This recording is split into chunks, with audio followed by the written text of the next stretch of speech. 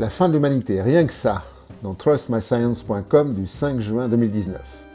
Le groupe de réflexion australien Breakthrough National Center for Climate Restoration décrit un scénario dans lequel les conditions atteignent un seuil de non-retour, à partir duquel l'humanité entière serait menacée d'extinction d'ici 2050. Titré Existential Climate-Related Security Risk, a Scenario Approach, en français risque existentiel pour la sécurité liée au climat, une approche par scénario, le rapport insiste et avertit d'un risque existentiel pour la civilisation, entraînant des conséquences négatives permanentes importantes pour l'humanité qui pourraient ne jamais être annulées en annihilant la vie intelligente ou en réduisant de manière permanente et radicale son potentiel. Les auteurs du rapport sont assez clairs. Il y a une forte probabilité que la civilisation humaine prenne fin. C'est aussi une façon de dire que l'ampleur du scénario probable dépasse leur capacité de modélisation. En effet, bien que le modèle peut probablement omettre des effets positifs sur le climat, qui se dérouleront entre-temps, les facteurs influençant négativement ce dernier sont certainement plus nombreux. Ça arrive près de chez nous dans monsieurmondialisation.org du 21 mai 2019. D'ici 2045 ou même avant selon l'évolution des risques climatiques, les 850 habitants de Fairbairn au Pays de Galles seront poussés au déménagement. Les autorités espèrent que les défenses côtières permettront de résister à la montée des eaux pendant quelques années encore. Mais personne ne se fait de trop grandes illusions. Les habitants de Fairbairn représenteront donc les premiers réfugiés climatiques du pays. Quand bien même les émissions de gaz à effet de serre devraient diminuer, on peut rêver, la hausse du niveau des mers continuerait de progresser pendant des centaines d'années. Le choix est simple, nager ou déménager. Vivre près des déchets nucléaires sans le savoir dans franceinter.fr du 28 mai 2019. Greenpeace France a publié le lundi 27 mai 2019 une carte des déchets nucléaires recensant tous les sites de stockage de matières radioactives.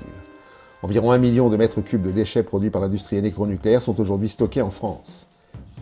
400 000 tonnes de matières radioactives s'entassent près des centrales ou à l'usine Orano de La Hague dans le Cotentin et 19 000 convois par an traversent le pays, selon les chiffres de l'Agence nationale pour la gestion des déchets radioactifs. Commentaire de Alix Mazouni, chargé de campagne nucléaire à Greenpeace France. Ce que l'on pointe, c'est le danger du volume de déchets qui continue d'augmenter chaque année, puisqu'on en produit à chaque fois que l'on allume la lumière ou la télévision. Ces déchets sont entreposés près de chez nous, sont transportés sur nos routes, et plus on multiplie les déchets, plus on multiplie les transports et les sites nécessaires pour les entreposer. Ces installations risquent d'arriver bientôt à saturation. Totalement dans notre affaire à tous.org du 28 mai 2019. La compagnie Total fait savoir à qui veut bien l'entendre qu'elle suit une stratégie conforme aux accords de Paris. Concrètement, seulement 0,5 milliard ont été investis par Total en 2018 dans les énergies bas carbone, dont le gaz, qui n'est pas une énergie bas carbone, contre 9,2 milliards dans l'exploration et la production d'hydrocarbures. En réalité, un objectif à 2 degrés de réchauffement n'autorise pas de nouveaux projets d'extraction d'hydrocarbures. Le rapport 2017 du Carbon Major place Total à la 17e place des industriels ayant le plus contribué au changement climatique. Ailleurs, on replante les forêts. En France, on facilite leur dévastation dans challenge.fr du 28 mai 2019. En France, la surface totale des forêts représente 17 millions d'hectares. 4,5 millions d'hectares de forêts gérées par l'Office national des forêts, dont 2,9 millions d'hectares de forêts communales en France, soit 63% de la surface des forêts publiques.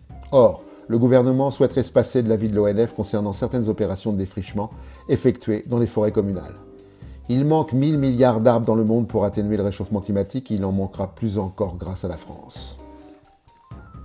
Après tout, pourquoi s'en faire ?